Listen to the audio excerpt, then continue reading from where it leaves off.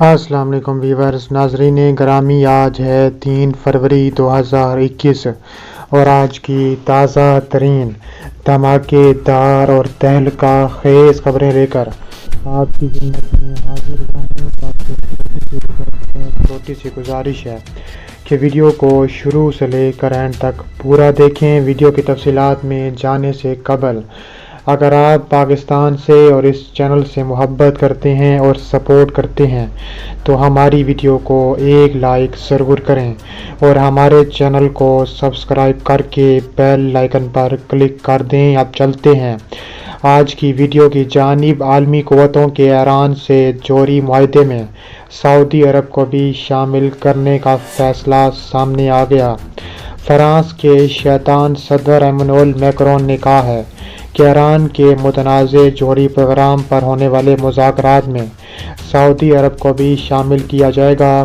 ایک انٹرویو میں فرانس کے صدر ایمانوئل میکرون نے ایران کے ساتھ عالمی قوتوں کے جوہری معاہدے میں 2018 سے امریکہ کی علیحدگی کی وجہ سے پیدا ہونے والی تعطل ہر تشویش کا اظہار کیا ہے۔ صدر ایمانوئل میکرون نے کہا ہے کہ ایران کے جوہری پروگرام سے مشرق وسطی کے کئی ممالک کو تحفظات ہیں، اس لیے جوہری معاہدے میں سعودی عرب سمیت خطے کے دوسرے اتحادی ممالک کو بھی شامل کرنے کے لیے کہا جائے گا۔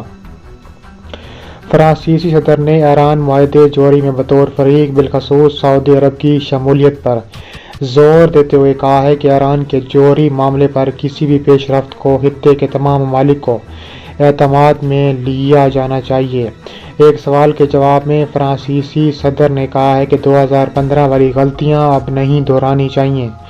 5 سال قبل ہونے والے مذاکرات میں علاقائی طاقتوں کو مذاکرات سے خارج کر دیا گیا تھا۔ صدر میکرون نے متنبہ کیا کہ ایران کو جوہری ہتھیار کے حصول سے روکنے کے لیے بہت کم وقت بچا ہے، اس لیے نئے جوہری معاہدے کی اشد ضرورت ہے جس میں سابق فریقین امریکہ، روس، چین، جرمنی اور فرانس کے ساتھ خلیجی ممالک کو بھی شامل کیا جائے گا۔ واضح رہے کہ ایران کے جوہری پروگرام کو محدود رکھنے کے لیے عالمی قوتوں امریکہ، روس، چین، جرمنی اور فرانس نے 2015 میں ایران سے جوہری معاہدے پر اتفاق کیا تھا۔ تاہم 2018 میں سابق امریکی صدر ڈونلڈ ٹرمپ نے یک طرفہ طور پر علیحدگی اختیار کر لی تھی۔ دوسری جانب ایران نے عالمی جوہری معاہدے میں سعودی عرب کو شامل کرنے کی فرانسیسی صدر میکرون کی تجویز کو مسترد کرتے ہوئے کہا ہے کہ ڈیل کے مندرجات اور فریقین ناقابل تبدیل ہیں۔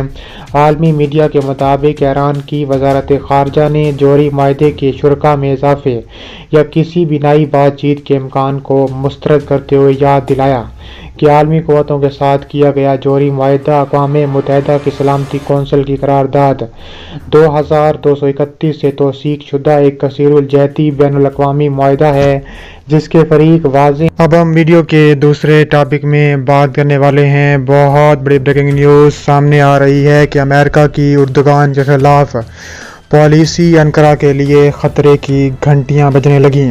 ماہرین کا کہنا ہے کہ امریکہ کی طرف سے ترکی کے صدر رجب طیب اردوغان کی حکومت کے خلاف نئی سخت پالیسی نے انقرہ میں خطرے کی گھنٹیاں بجا دی ہیں۔ ترکی نے مغرب کے خلاف جارحانہ پالیسی ہے۔ اس کے علاوہ ترکی نے کہا ہے کہ امریکی فیصلہ ساز روایتی اتحادی ترکی کے ساتھ اسٹریٹجک پارٹنرشپ پر سوالات اٹھا رہے ہیں۔ وائٹ ہاؤس کے مطابق امریکی صدر جو بائیڈن کے قومی سلامتی کے مشیر جیک سلیوان اور یورپین کمیشن کے سربراہ ارسولا وان ڈر لین کے کیبنٹ چیف بجورن سائبرڈ کے درمیان ہونے والی بات چیت میں چین اور ترکی سمیت باہمی تشویش کے معاملات پر مل کر کام کرنے پر اتفاق کیا گیا۔ چین کے ساتھ ترکی کو نتھی کرنے سے ترک صدر کی نئی بائیڈن انتظامیہ کے ساتھ خوشگوار تعلقات کی امید پر پانی پھر گیا ہے۔ امریکہ نے ترکی کی جانب سے روسی S-400 میزائل خریدنے پر پہلے ہی پابندیاں لگا دی تھیں اور اب لگ رہا ہے کہ امریکہ یونان کے معاملے پر یورپ کا ساتھ دے گا۔ اقوام متحدہ میں امریکہ نے لیبیا سے فوری طور پر روسی اور ترکی کی فوج کے انخلاء کا کہا ہے۔ یہ بات اقوام متحدہ کی طرف سے گزشتہ 22 اکتوبر میں پیش کیے سیز فائر معاہدے کے تناظر میں کی گئی، جس کے تحت ترکی نے 23 جنوری تک لیبیا سے اپنے فوجیوں کو نکالنا تھا۔ آکسفورڈ یونیورسٹی میں مشرق وسطی کے تبصرہ نگار سیموئل رمانی کہتے ہیں کہ بائیڈن انتظامیہ ترکی کے حوالے سے ایک مستقل پالیسی بنانے کی کوشش میں ہے۔ انہوں نے کہا ہے کہ ایک طرف امریکہ بحیرہ روم میں کشیدگی کم کرنا چاہتا ہے اور سعودی عرب کی طرف سے کی جانے والی کوششوں کا خیر مقدم کرتا ہے، جبکہ دوسری طرف وہ فرانس اور یونان کی سائیڈ لے رہا ہے۔ ان کا کہنا تھا کہ امریکہ کو اس حوالے سے واضح پوزیشن لینی ہوگی۔ اب ہم ویڈیو کے نیکسٹ ٹاپک میں بات کرنے والے ہیں سعودی عرب کے بارے میں۔ محمد بن سلمان نے ریاض شہر کے بعد دیگر شہروں کے بارے میں حکمت عملی تیار کرنے کا اعلان کر دیا۔ سعودی ولی عہد شہزادہ محمد بن سلمان نے کہا ہے کہ جلد ہی ریاض میں دنیا کی سب سے بڑی انڈسٹریل سٹی قائم کی جائے گی۔ ریاض دنیا کے 10 طاقتور ترین اقتصادی شہروں میں سے ایک ہوگا۔ وہ اٹلی کے سابق وزیر اعظم سینیٹر میتھیو رینزی سے ریاض میں فیوچر انویسٹمنٹ کانفرنس کے ایک اجلاس کے دوران گفتگو کر رہے تھے۔ اس موقع پر انہوں نے متعدد سوالات کے جوابات دیے۔ سعودی خبر رساں ادارے SPA کے مطابق سعودی ولی عہد نے ریاض شہر سے متعلق نئے حکمت عملی اجاگر کرتے ہوئے کہا ہے کہ سعودی عرب کے دیگر شہروں کے لیے بھی ایسی ہی حکمت عملی تیار کر رہے ہیں۔ محمد بن سلمان نے کہا ہے کہ ریاض شہر تیل کے ماسوا سعودی عرب کی 50% اقتصادی آمدنی کا ذریعہ ہوگا۔ ریاض میں نئی اسامیوں کی لاگت کسی اور شہر کے مقابلے میں 30% کم ہوگی۔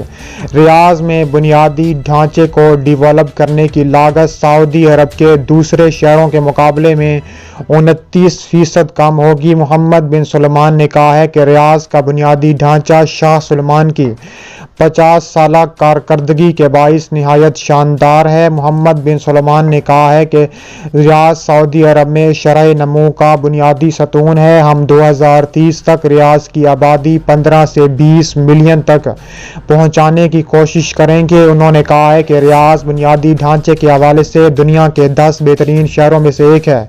شہزادہ محمد بن سلمان نے کہا ہے کہ ریاض سعودی عرب میں اقتصادی، صنعتی اور سیاحتی شرح نمو کے لحاظ سے شاندار مواقع رکھتا ہے۔ سعودی ولی عہد نے کہا ہے کہ ریاض کی ماحولیاتی صورتحال بہتر بنانے کے لیے محفوظ قدرتی جنگل تک کی اسکیمیں تیار کی جا رہی ہیں۔ محمد بن سلمان نے کہا ہے کہ ریاض شہر کو سبزہ زاروں سے آباد کرنے والا پروگرام تیار کیا جا رہا ہے۔ لاکھوں پودے لگائے جائیں گے جس سے شہر کا درجہ حرارت کم ہوگا، گرد و غبار کی سطح معمولی ہو جائے گی۔ ریاض شہر کے اطراف عظیم الشان محفوظ جنگل بنائے جائیں گے جن سے شہر کا ماحول شاندار ہوگا۔ مملکت بھر میں متعدد ماحولیاتی منصوبے نافذ کیے جائیں گے۔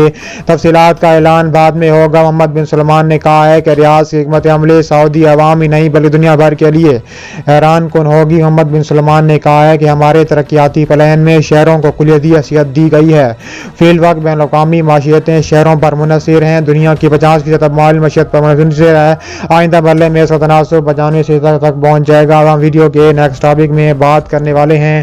بہت بڑی بریکنگ نیوز سامنے آ رہی ہے کہ اسرائیل نے حملہ کیا تو تل ابیب اور حیفا کو تباہ کر دیا جائے گا۔ ایران نے اسرائیل کو سنگین نتائج کی دھمکی دے گی۔ تفصیلات کے مطابق ایران کی سپاہی پاسداران انقلاب کے کمانڈر نے دھمکی دی ہے کہ اگر اسرائیل نے حملہ کیا تو اس کے شہروں تل ابیب اور حیفا کو تباہ کر دیا جائے گا۔ ایرانی کمانڈر نے یہ دھمکی اسرائیلی فوج کے حالیہ بیانات کے رد عمل میں دی ہے۔ اسرائیلی فوج کے سربراہ کا کہنا ہے کہ ایران کی جوہری صلاحیتوں سے نمٹنے کے لیے نئے عسکری منصوبے وضع کیے جا رہے ہیں۔ ایران کی نیم سرکاری خبر ایجنسی فارس کے مطابق پاسداران انقلاب کے کمانڈر بریگیڈیئر جنرل ابو الفضل شکارچی نے کہا ہے کہ اگر اسرائیل نے اسلامی جمہوریہ کے خلاف کوئی معمولی سی غلطی بھی کی تو ہم ان تمام میزائل اڈوں کو نشانہ بنائیں گے جنہیں ایران پر حملوں کے لیے استعمال کیا جائے گا۔ حیفا اور تل ابیب کو بہت مختصر وقت میں ملبے کا ڈھیر بنا دیا جائے گا۔ ان کا کہنا تھا کہ اسرائیل کو ایران کی فوجی صلاحیتوں کا ادراک نہیں ہے۔ خطے میں اس سرطانی پھوڑے اسرائیل کا خاتمہ ہونا چاہیے کیونکہ اس نے مسلمانوں کو بہت زیادہ نقصان پہنچایا ہے۔ اسرائیل کے army chief of staff lieutenant general Aviv Kochavi نے منگل منگل کے روز ایک تقریر میں کہا تھا کہ صہیونی فوج ایران کے خلاف آپریشنل منصوبوں کو اثر نو ترتیب دے رہی ہے۔ ان کا کہنا تھا کہ اگر امریکہ ایران سے 2015 میں طے شدہ جوہری سمجھوتے میں دوبارہ شامل ہوتا ہے تو یہ اس کی بہت بڑی غلطی ہوگی۔ انہوں نے تل ابیب کے متعلق نئے منصوبے تیار کرنے کے لیے پیش رفت کریں گے۔ جنرل کوشاوی نے امریکہ کی ایران سے جوہری سمجھوتے میں دوبارہ شمولیت کی مخالفت کی اور کہا ہے کہ اگر یہ جوں کا توں ہے یا اس میں بہتری لائی جاتی ہے، امریکہ اس میں دوبارہ شامل ہو جاتا ہے تو یہ تظاہراتی نقطہ نظر سے غلط فیصلہ ہوگا۔